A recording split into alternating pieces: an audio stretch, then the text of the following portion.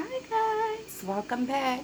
Beautifully Belly here with another video. Before I get started, I just wanted to say thank you to everyone who has stopped by my channel, watched the video, left me a thumbs up, commented, or subscribed.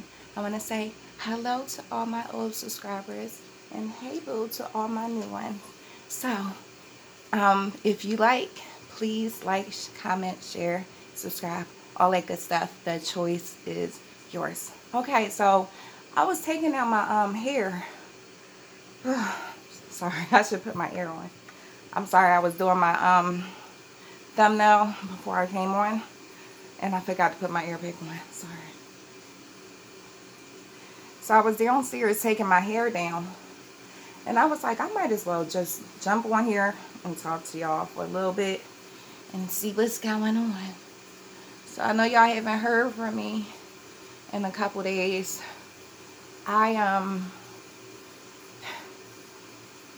Something's going on again with this breathing. I can just feel my breathing getting bad, and it just makes it worse because I can't get to the doctor. I'm definitely not going to the hospital. So I'm just gonna suck it up at this point. So what I've been doing is making sure I'm taking, so I don't take just the regular albuterol. I have to take this ipratropium bromate with the albuterol. It's like steroid nebulizer treatment. I'm sorry, my brain had a brain fart, y'all.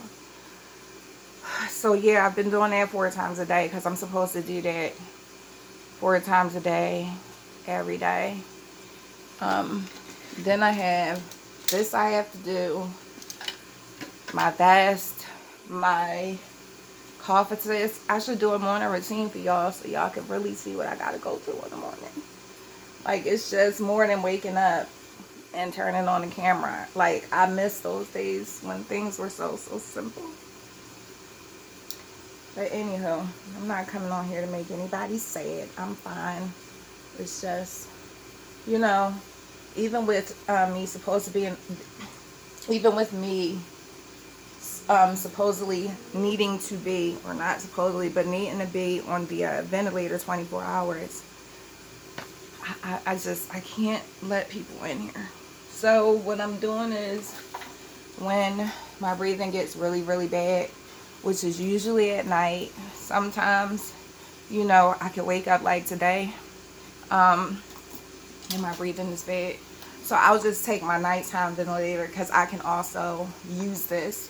I've just been putting this on, you know, when I need to use it. When I'm too tired to breathe myself, I just get on my machine and let it breathe for me.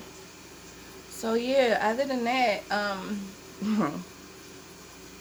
I've been watching a lot of the press coverage on these briefings, and I know you guys probably heard the latest one about the disinfectant and the bleach. My thing is this: if you guys are that scared to speak up, y'all might want to do something else for a profession, because as doctors, as physicians, as people who took an oath to protect the American people, for those people who's taken some type of oath and they're not living up to it, it's going to fall on y'all.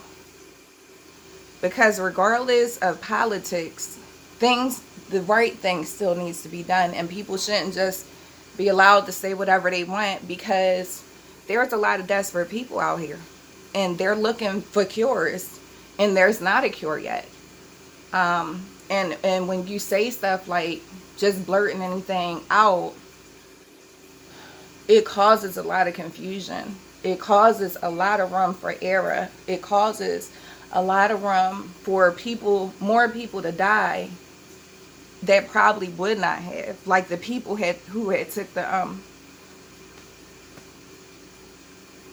excuse me. Yeah. So that's what it's been sounding like when I cough and sneeze. So I don't know what that last ending stuff is. I don't know. Okay. But back to what I was saying. Yeah, the people who took the whatever the other medicine that was being toted around to older people took it, and they took it because it's like, I guess they say you can use it as a agent to clean your fish tank.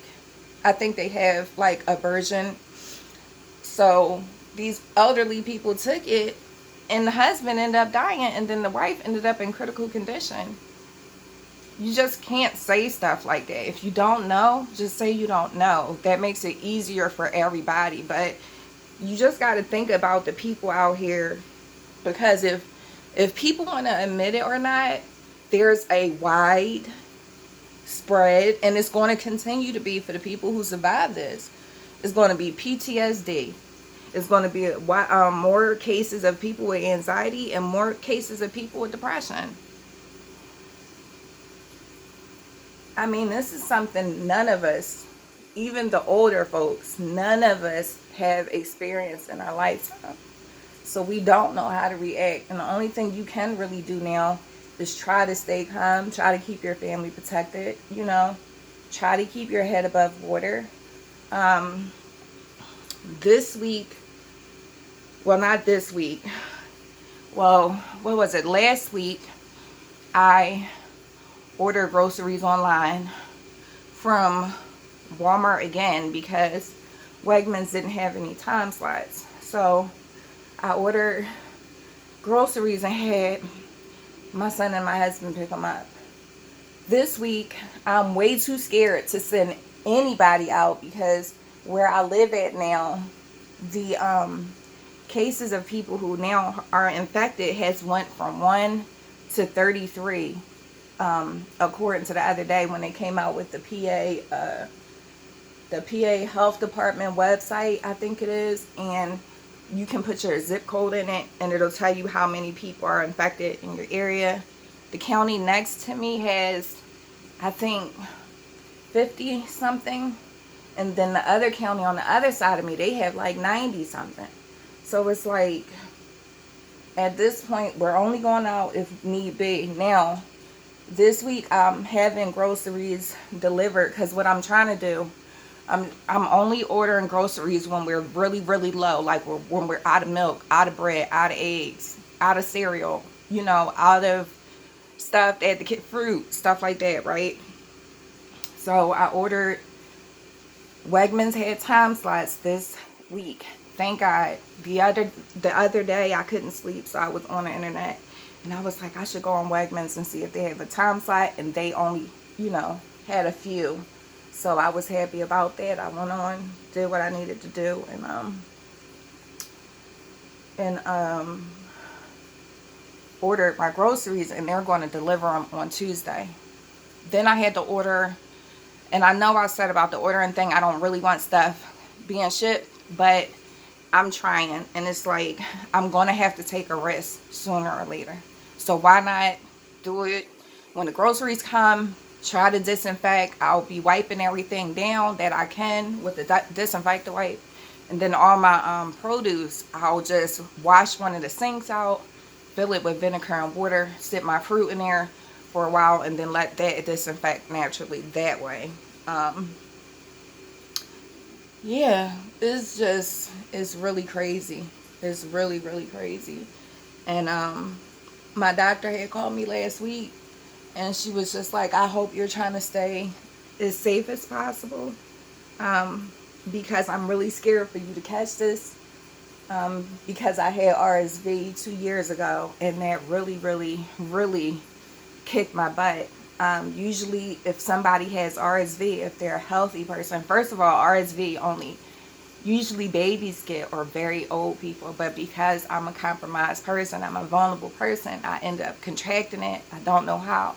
But for a healthy person in my age range, they can have RSV, and it's just like the common cold for them. But for me, it was more like pneumonia and the flu mixed together. So I'm trying not to catch this because I don't want to die. I don't want to die from that. I really don't, and I don't want it. I don't want my family to get it. And actually one of my family members have contracted it.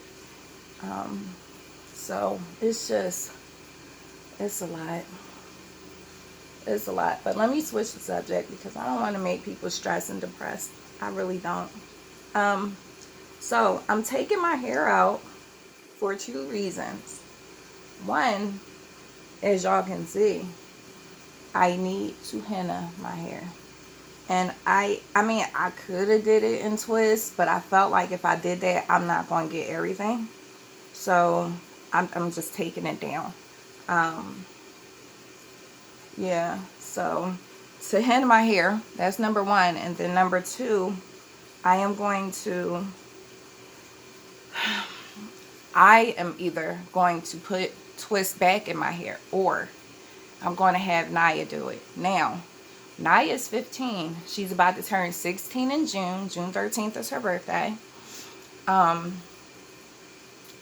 And she needs to learn how to do hair. Naya does not know how to cook. Naya does not know how to do hair. And the whole thing about the cooking is I'm very surprised because I've had Naya in the kitchen with me on my leg, on my hip since she was a baby. Naya has been my sous chef for years. You know, cutting up my onions, my celery, my green peppers, all that stuff, my cheese, all that stuff for me.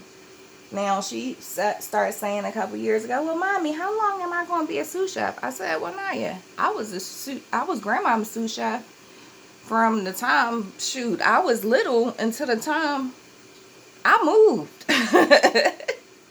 My grandma, I mean, she would call me sometime if she was at work and be like, Tisha, I need you to put this on. Put this, and this, and this on it and put it in the oven. But I was different because I could actually cook. I started cooking very young, like 8 or 9 years old, okay? But yeah, Naya can't cook. She's the worst cook out of everybody. And she burns stuff, even toast. So I can't have her make me toast, popcorn. I told y'all about the egg story. She almost poisoned herself. So we have banned her from making eggs. It's just bad. So now it's the hair thing. You know, like I still do Naya hair at 15. I'm still doing it. She about to be 16 years old. I'm still doing her hair. She don't even know how to retwist her hair. Although I've been talking to Naya about this. First of all, I've been talking to Naya about natural hair care since we went, well, she's always been natural all her life, but since I went natural in 2014, okay? I've been talking to Naya about natural hair care. I've been asking her, like, before you wash your hair, how do you detangle it? What type of product do you use? When you're twisting your hair or you're about to style your hair, what 3 ingredients do you need to put on your hair before you get started? Okay, that's good and great for loose hair, but now she has locks, so it's totally different. With her, she cannot use a lot of product on her hair because she will get built up really, really quickly. Same thing with the apple cider vinegar rinses. It's important for her to know when to do it and how often to do it because she don't want to overdo it. I'm sorry, y'all. I'm trying to breathe. I don't know if y'all can see that I'm struggling. She, you know, I'm asking her now, do you know what oils you need to use in your hair, how often? With locks, you also need to moisturize them. She always comes to me like, Mommy, can you put oil on my scalp, or can you moisturize my hair? But she's going to have to learn how to do it because she's a big girl, right? And on top of that, I always think about the future. Say if, like, I'm going to be one of those grandparents, and I'm already a grandparent. For those who don't know, my husband has older children. Those are my kids as well. So we already have grandkids. Matter of fact, I think our oldest one, he's 12, or he's going to turn 12. One or the other. If he's 12, he's about to turn 13. So 38 minus 12 or 13 years, that's how long I've been a grandmom, okay? Yeah, I wish I could see him more, but anyway, yeah, I always think about the future. So I'm gonna be one of those type of grandmoms that do my grandkids' hair. If Naya or my sons or their wives cannot do their hair properly, I will take over and do it. I'll call, have a day, tell the kids, bring the kids, it's hair day. You know what I'm saying? Yeah, because it's been plenty of times where, so I look at Naya like, okay, you need to be the backup for your brothers in case something happens. If I'm not around, or if their wife is not around, or if they just need help, you need to be that backup person as their sister. Because I've had times where I've been in the hospital and I didn't have anybody to do Naya's hair. I mean, it was times where I asked my mom 2 times to do Naya's hair, and she did it for me. But it was times where I was in the hospital, and I couldn't get anybody to me, and my husband had to bring her up to the hospital, and I had to do her hair at the hospital sick. So I just don't want anybody else to have to go through that. So I'm trying to stop that now. And on top of that, Naya needs to learn how to be self-sufficient, and everybody don't have 300-400, and she's not working right now, so she really, she want to go to the hairdresser. That's not an option right now. Why not get this free hairdo? I probably want on all over the place, this way, that way, but that's just me. I gotta go with the thoughts when they come, because if I don't, they'll slip on out. Alright, y'all. Do y'all think my hair has grown a lot since? And I know a lot of people will think that this is my true length, but it's really not. I'm telling you, when they flat iron my hair,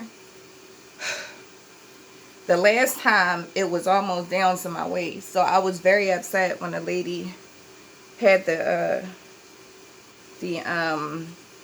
flat irons up too high and she burnt my hair. But it's okay. I cut it off and it's done grown back now.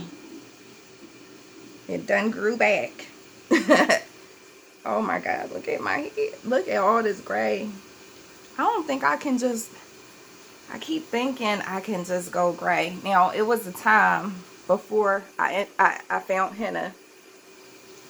When I first went natural, I just cut my hair off and I wore my salt and pepper hair. But that was different because I started off with a teeny weeny afro and then my hair just grew out. And I used to wear a high puff all the time. So I had this big old afro ponytail.